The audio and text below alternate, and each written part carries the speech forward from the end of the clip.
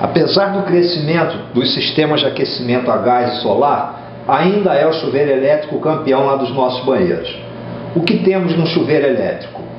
Um resistor metálico, um fiozinho enrolado aqui em forma de mola, que quando é percorrido pela corrente elétrica, dissipa uma certa potência, se aquece e transfere essa energia para a água.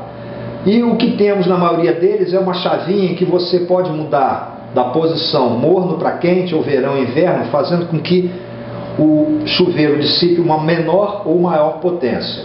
E isso é obtido mudando-se o contato dessa posição para essa, de modo que você utilize parte ou toda a resistência elétrica lá do chuveiro. Vamos ver isso aqui no esqueminha. Aqui então está o esquema do chuveiro elétrico, com aquela resistência que eu acabei de mostrar para vocês, e a possibilidade de você mudar da posição 1 para a posição 2. De modo que, com a rede aqui de 127 ou 220 volts, que são as voltagens que dispomos aqui no Brasil, a corrente percorra parte da resistência ou a resistência toda. E a questão é, qual seria a associação correta entre as posições 1 e 2 e água quente e morna? 1 quente, 2 morna, ou, como indica aqui a flechinha preta, 1 morna e 2 quente. Pensa um pouquinho aí, vamos continuar aqui a experiência e voltar depois para esse esquema aqui. Então eu tenho aqui uma simulação lá do que acontece no chuveiro. Aqui é a entrada do chuveiro, que em vez de 127 ou 220, eu vou usar aqui uma voltagem menor, senão eu queimaria a resistência, uma vez que ela não tem água para transferir toda essa energia. E o que eu vou fazer aqui é, primeiro, verificar que tem aqui uma DDP constante, mesmo quando eu mexo na posição lá da chavinha seletora, a DDP não vai mudar, e o amperímetro vai mostrar qual é a corrente que passa pelo chuveiro em uma e outra posição. Então, aqui, aquele ponto fixo, e agora? Eu vou ligar inicialmente no que seria a posição 1, pegando menos resistência, e depois na posição 2. Observe o que acontece aqui no amperímetro. Primeiro na posição 1, de menor resistência, apenas parte dela. Uma corrente, não precisa nem saber o valor, eu quero que você observe aonde veio parar o ponteiro aqui. Está marcando aqui algo da ordem de 0,57 amperes.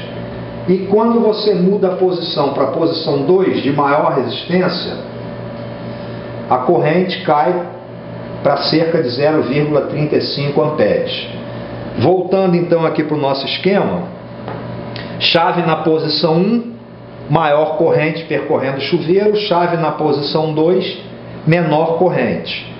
Lembrando das equações, tanto da potência como da própria definição de resistência, temos que, uma vez que a voltagem não muda, ela é fixa, para obter uma maior potência dissipada no resistor e, portanto, maior aquecimento da água, eu preciso de uma maior intensidade de corrente.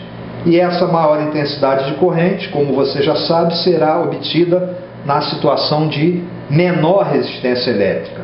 Portanto, é na posição 1, em que você usa apenas parte da resistência lá do chuveiro, que você obterá uma maior potência e, portanto, obterá água quente. E na posição 2, aquela que corresponde à maior resistência, você terá água morna. Então o correto aqui seria a relação 1 quente e 2 morna, como vimos por essas duas equações, que também poderia ser observado isso diretamente se a gente pensasse diretamente naquela outra equação que eu obtenho substituindo a corrente aqui, P é igual a V ao quadrado sobre R.